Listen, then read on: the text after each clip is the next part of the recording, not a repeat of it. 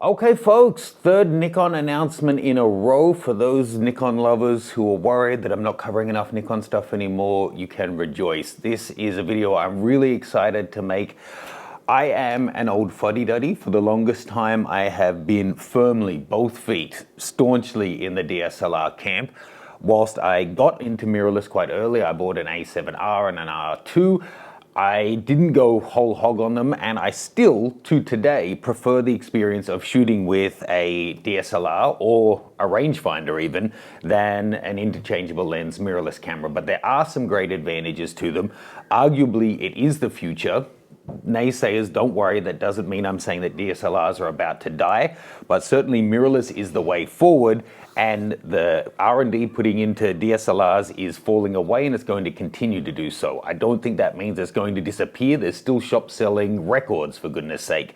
So there's room for both, but I was really curious to see how they would segment it as they go forward, where they're going to put their attentions. We know that the D6 is coming anytime soon before the Tokyo 2020 Olympics. They've had the Z6 and 7 out for some time now. The D780 has been a great mid-range DSLR for like 4 or 5 years now.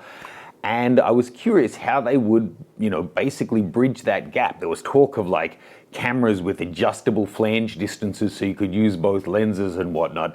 But I think it's fair to say that the D780 that's just been announced for $2,300 is the perfect storm of a Frankenstein's monster in terms of it bringing together a lot of the best features from different cameras. So if you're into DSLR, but recognize there's some serious advantages to mirrorless having that full-time sensor readout, this really seems to be giving you a lot of the best of both worlds. Now, this is a conversation. I want to hear your thoughts. Please do leave your comments below. And if you haven't already, please do subscribe to the channel, turn on notifications so you get future videos, and use the up and down like, dislike buttons so that I know what you've thought about the video and we can continue to improve our content.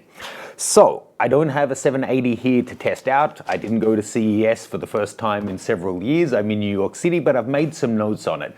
So essentially, this new camera is, I think, a really nice mashup between a D5, a D850, and the Z6. Now, this is actually a Z7, but outwardly the same camera. Now, and it has some of its own things, of course.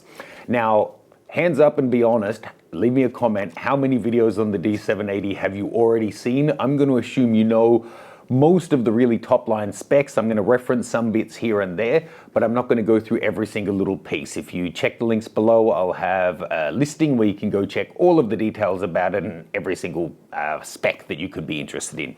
So how is this a mirrorless DSLR hybrid, and what is it stealing from each different camera? So essentially, if you were shooting it in as a traditional DSLR, it's a full frame 24.5 megapixel sensor that is probably the same sensor from the Nikon Z6. It just works like a DSLR. In that mode, it's got, what are we talking about? The focus system from a D5. Amazing system, 51 points, 15 cross types. It's got the special, I forget how many, what the resolution of it is, but pixel to improve your autofocus, and it's going to have a similar kind of tracking autofocus that the D5 does as well. Phenomenal. As soon as you flip up the mirror though, you're getting that full-time sensor readout that you get with a mirrorless camera. And then for a lot of intents and purposes, it's essentially a Z6 in terms of the kind of functionality it has for stills and for video.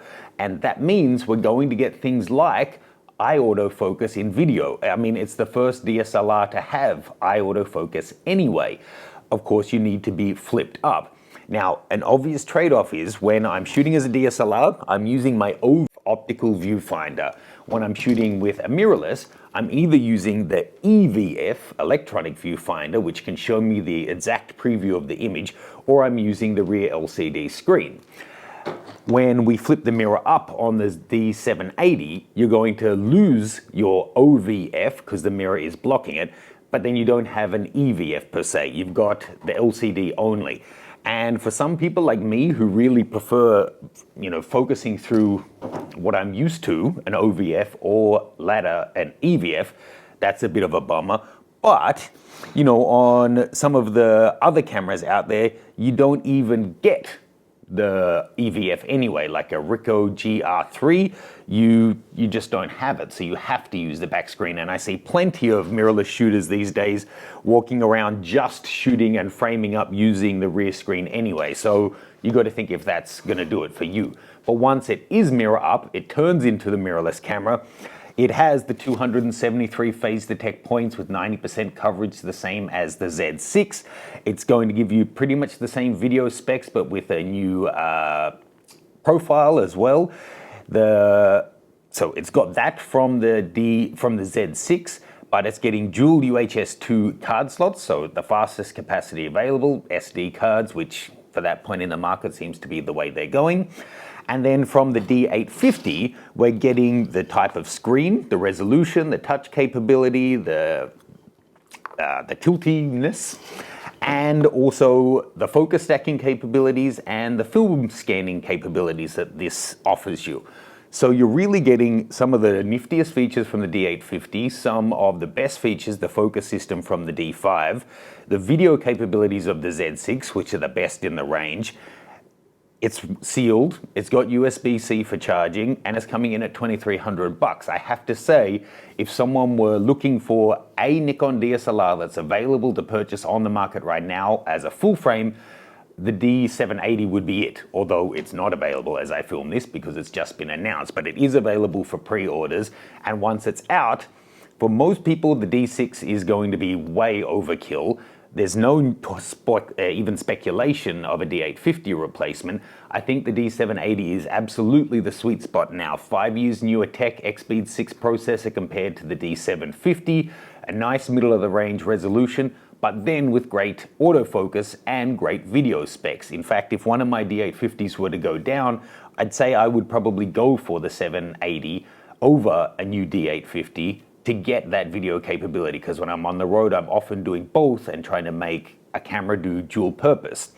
So I think it looks really, really interesting and a really smart step for Nikon to appeal to both markets, but I think it's a great gateway for old fuddy-duddies like me who still want the DSLR form factor, who still want the full DSLR experience when we want it, with the best parts from the different cameras that are currently on the market, but when we want it, can flip up that mirror and get a lot of the best features of a mirrorless camera. I think it's a great idea. No, it's not going to be as thin or use the Z-mount glass, which is a shame because the glass is fantastic.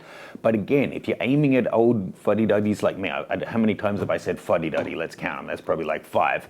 Then we have a cupboard full of F-mount glass anyway, so we're looking to make use of that. So then if the mirrorless features really appeal to us, when the new Z8 or something comes out that has dual cards and is a bit beefier and has more features in it, that could then be enough to have us step over into the brave new world of mirrorless with the rest of you guys.